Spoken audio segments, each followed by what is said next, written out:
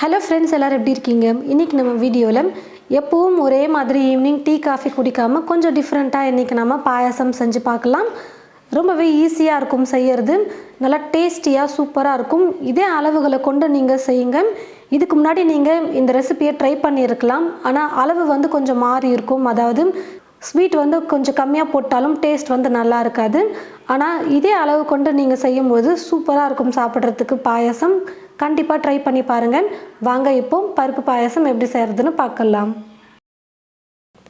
ஸ்டவ்வை பற்ற வச்சுக்கிட்டு ஸ்டவ் மேலே ஒரு கடாய் வச்சுருக்கேன். இப்போது ஒரு கிளாஸ் பாசிப்பருப்பை சேர்த்துக்கிறேன். பாயாசத்துக்கு பார்த்தீங்கன்னா பாசிப்பருப்பை வறுத்துட்டு சேர்க்கும் போது நல்லாயிருக்கும் டேஸ்ட்டு. நான் எடுத்துருக்கிற பாசிப்பருப்போட வெயிட் பார்த்தீங்கன்னா 200 கிராம் இருக்குது. ஒரு கிளாஸில் அளந்து எடுத்துக்கிட்டேன். நான் வெல்லம் தண்ணி எல்லாம் சேர்த்து அளக்கிறதுக்கு கரெக்டாக இருக்கும். ஸ்டவ்வை மீடியம் ஃப்ளேமில் வச்சுக்கிட்டு ஒரு 4-5 நிமிஷத்துக்கு பருப்பை நல்லா வறுத்து எடுத்துக்கலாம். பாசிப்பருப்பு பார்த்தீங்கன்னா நல்லா மணம் வர வரைக்கும் வறுத்து எடுத்துக்கிட்டேன். கலர் பார்த்தீங்கன்னா ரொம்பலாம் மாறக்கூடாது. லைட்டாக வறுக்க வறுக்க நல்லா மணம் வர ஆரம்பிக்கும். அப்போ நீங்கள் ஸ்டவ் ஆஃப் பண்ணிவிட்டு ஒரு பிளேட்டில் மாற்றிக்கோங்க. தண்ணியில் நல்லா பாசிப்பருப்பை இப்போ கழுவி எடுத்துக்கலாம். பாசிப்பருப்பை தண்ணியில் நல்லா அலசிட்டு தண்ணி இல்லாமல் இப்போ குக்கரில் எடுத்து வச்சுருக்கேன். பருப்பு வேகிறதுக்காக மட்டும் தண்ணி கொஞ்சமாக சேர்த்துக்கிட்டால் போதும். ரொம்ப அதிகமாக தண்ணி இருக்கக்கூடாது. பருப்பு பார்த்தீங்கன்னா நல்லா வெந்திருக்கணும், ஆனால் குழஞ்சி வரக்கூடாது. அந்த மாதிரி பார்த்து எடுத்துக்கோங்க. ஒரு 3-4 விசில் விட்டால் போதும், கரெக்டாக இருக்கும். பருப்பு பார்த்தீங்கன்னா விசில் வெயிட் குறைஞ்சி வந்துருச்சு. நல்லா பருப்பு வெந்து வந்துருச்சு பாருங்கள். தண்ணி பார்த்தீங்கன்னா நான் கொஞ்சமாக சேர்த்துருந்ததுனால கரெக்டாக இருந்தது. இப்போ அப்படியே இந்த குக்கரை எடுத்து ஒரு ஓரமாக வச்சிடலாம். இப்போ ஒரு பாத்திரம் எடுத்துக்கிட்டு அந்த பாத்திரத்தில் வெல்லத்தை சேர்த்துக்க போகிறேன். ஒரு கிளாஸ் பாசிப்பருப்பு எடுத்தேன். இப்போ 2 கிளாஸ் அளவுக்கு வெல்லம் சேர்த்துக்கிறேன்.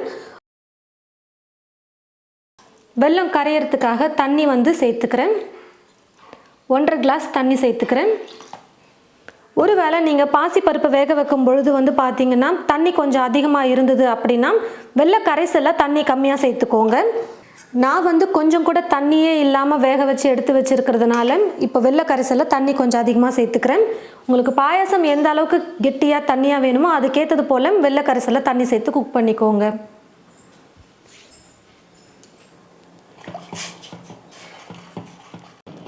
வெல்லம் நல்லா கரைஞ்சி கொஞ்சம் கொதிக்க விடுங்க. நல்லா கொதிச்சதுக்கு அப்புறமா இப்போ ஸ்டவ்வை லோ ஃப்ளேமில் வச்சுக்கிட்டு வெள்ளை பாத்திரத்தை எடுத்துகிட்டு நம்ம குக்கர் வச்சுக்கலாம்.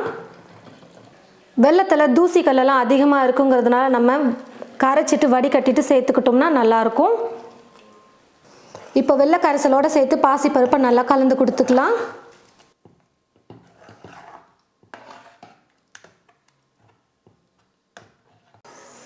வெள்ளை கரைசல் சேர்த்து நல்லா கொஞ்சம் நேரம் குக் பண்ணதுக்கப்புறமா கொஞ்சமாக நெய் எடுத்துக்கிட்டு அந்த நெய்யில் முந்திரி திராட்சையை நல்லா பொன்னிறமாக வறுத்து வச்சுருக்கேன், அதை சேர்த்துக்கிறேன்.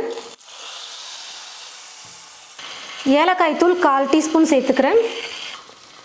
தேங்காய் துருவி எடுத்து வச்சுருக்கேன். அந்த தேங்காய் துருவில் ஒரு கைப்பிடி அளவுக்கு சேர்த்துக்கலாம். கூடவே பால் பார்த்தீங்கன்னா தண்ணி சேர்க்காமல் நல்லா திக்காக நான் காய வச்சு எடுத்து வச்சுருக்கேன். 1 கிளாஸ் பால் பாசிப்பருப்பு எடுத்த அதே கிளாஸில் இப்போ அந்த பாலையும் சேர்த்துக்கிறேன்.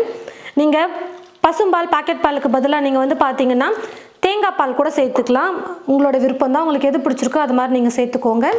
இப்போ எல்லாத்தையும் சேர்த்து நல்லா கலந்து கொடுத்துக்கலாம். இப்போ பால் சேர்த்ததுக்கப்புறமா ரொம்ப நேரம் நம்ம குக் பண்ணக்கூடாது. சும்மா 1 நிமிஷம் குக் பண்ணால் போதும்.